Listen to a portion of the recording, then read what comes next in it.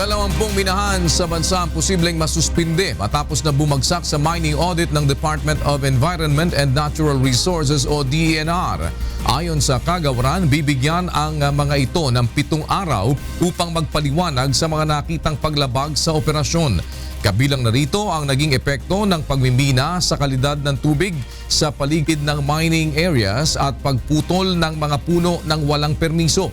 Samantala sa 41 metal mining operation sa bansa, 11 ang hindi nasuspinde. Ngunit patuloy pa rin oobserbahan ng DENR.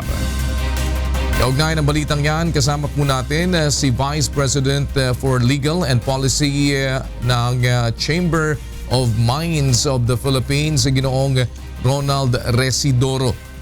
Magandang umaga po, Ginoong Residoro. Magandang umaga, Kuya Daniel and Monica.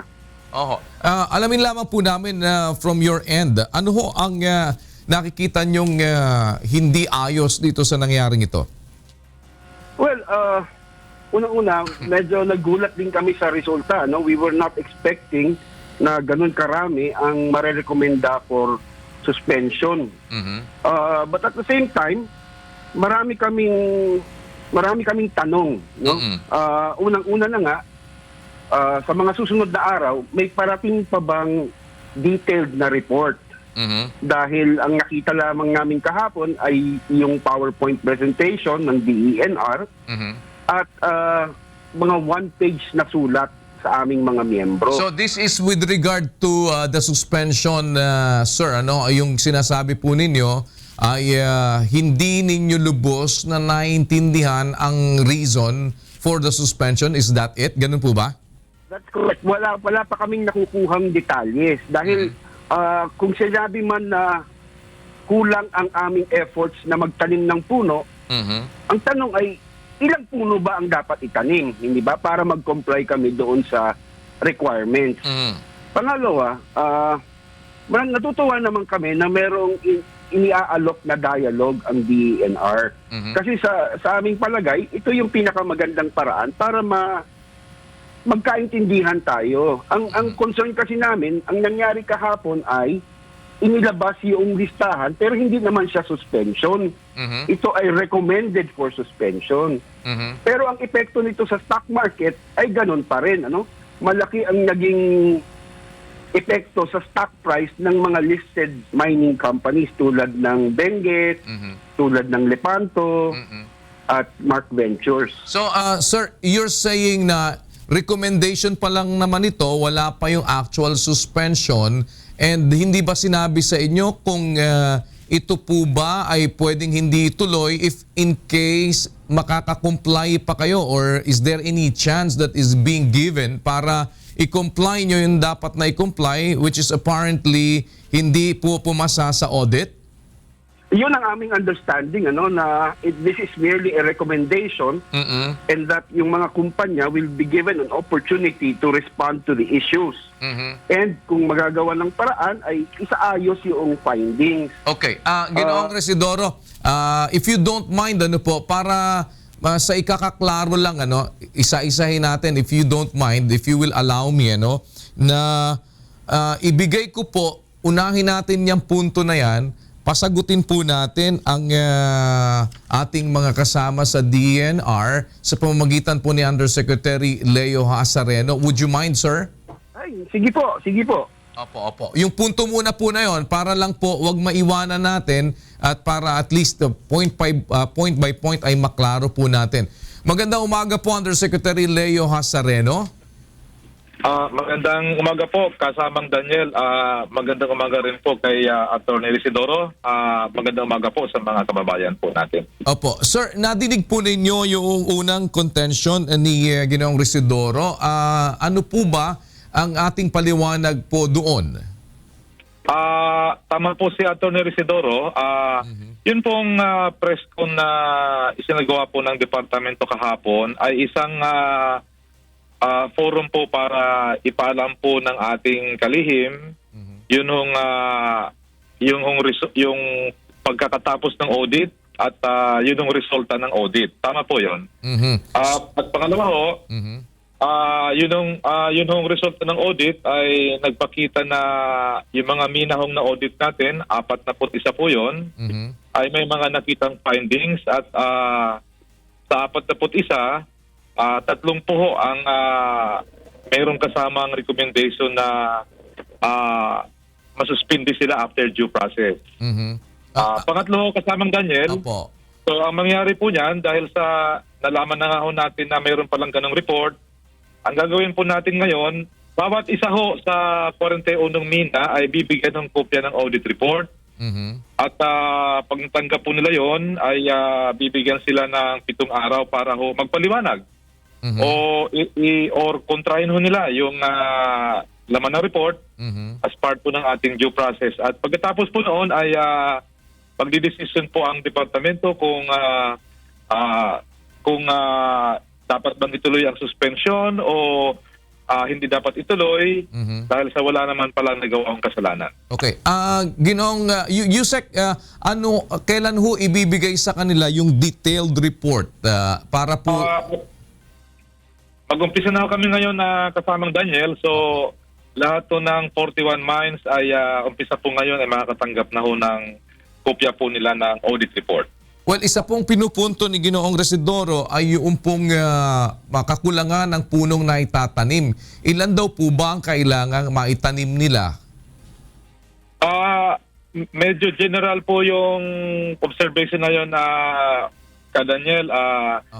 Palagay ko medyo yun, hindi ho siguro ganon exactly ang issue. Okay. Baka ho ang issue ay more ho doon sa ang isang mina ho ba ay na-implement ang kanyang mining forest program o hindi. So ganoon ho, malamang ang issue ho. Medyo specific ho yung Attorney Residoro, hindi ko po mabigyan ng tamang kasagutan po. Okay, pero at least yun po ay maibibigay sa kanila sa pamamagitan ng detailed report which will be given Opo. to them soon. Ano ho? The same report po na produkto po ng audit team po natin. Okay. Yusek, if you don't mind, please hold your line at babalikan ko po si Ginoong Residoro para naman po doon sa iba pa pong mga puntong dapat na maklaro.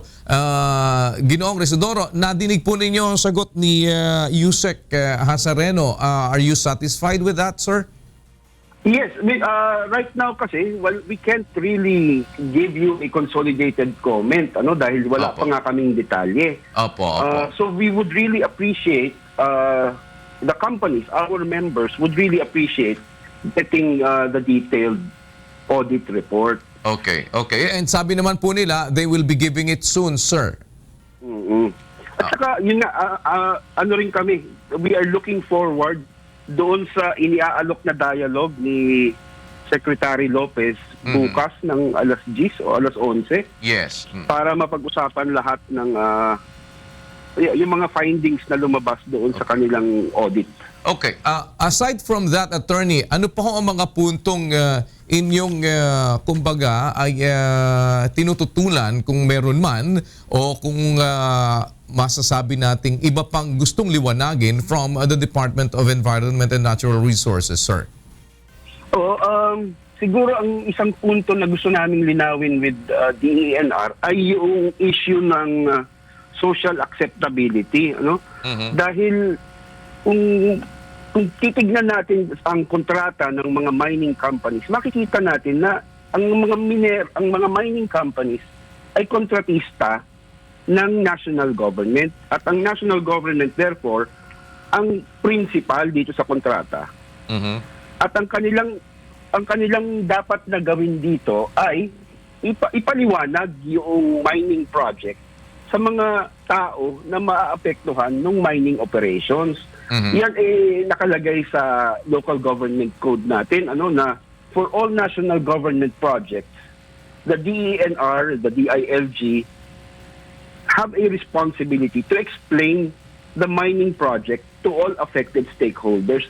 Parang dito kasi ang nangyayari, it's the mining company that is left to defend the mining project when in fact kontratista lang kami ng national government. Are you saying, attorney po, na it is not being done by the DENR? Ganun po ba?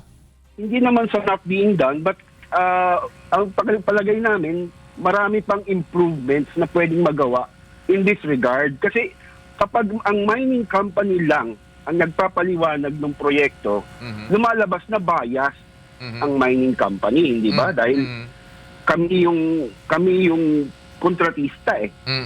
Baka dapat mas malakas yung ugnayan ng mining company at ng gobyerno doon sa pagpapaliwanag tungkol sa project. Okay, Attorney, let me just ask you, Yusek Hasareno, what specific actions are they doing about this? Yusek, nadinig po ninyo yon. Ano po ang ating aksyon dito? Ayon nga po sa nasabi ni Atty. Isidoro Daniel, talaga hong ang pag-inform mo sa mga kababayan po natin tungkol sa mina ay isang joint effort ho dapat ng gobyerno at ng mining contractor. So ang atin hong departamento sa pamamagitan po ng Mines and Geoscience Bureau ay gumagawa ho ng IEC, Information, Education and Communication Campaign. Taon-taon po yon. Malaki po ang budget ng ating MGB para ho sa information campaign. Para ho ito sa mga nakaano po ito, ang objective po nito ay yung mga misconception po sa pagmimina ay maipaliwanag. So kasama po ito, makikita po ninyo sa work plan po ng ating MGB ang malaki ho ang pondo nakalaan para sa information campaign. And are we still doing something to improve it, sir? Yes, opo. Kalalabas lang ho ng bagong communication plan ho ng MGB para ho lalong ma-expand po ang coverage ng kanyang mga campaign para ho lahat ho ng stakeholders magkabilang side po ay makasama po sa campaign po na ito. Naipaalam po ba ninyo ang mga ganitong bagay at na-communicate sa mga mining companies, sir? Opo, alam po ng mina, matatanong po natin si Atty. Isidoro na tuloy-tuloy po ito. In fact ho, nung isang buwan katatapos ng isang stakeholders forum na ginawa ng MGB, pero sa tingin ho namin ang isang strategy po ay dapat ang nakikinig po nito ay yun pong mga mas marami ang question sa mina para ho ma-extend ho, mapalawak ho ang abot po ng campaign po na ito. Alright. Yusek, if you don't mind, maitanong ko na din po, totoo ho ba nakasama doon sa mga nag-o-audit ay mga NGO na anti-mining? Is it accurate, sir? It's not exactly accurate Daniel.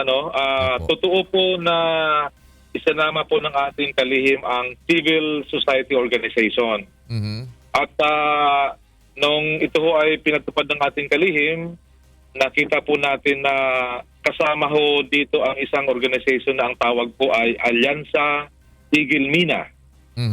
Subalit meron ng isang dokumento ang Alyansa Tigil Mina na kanila hong dinideklara na sila ho ay hindi anti-mining, kundi sila po ay irresponsible mining. No, sir, pero Yusek, pero dun lamang po sa pangalan, hindi ho ba klaro yun? Dahil ang pangalan ho nila ay anti-mina, hindi ho ba?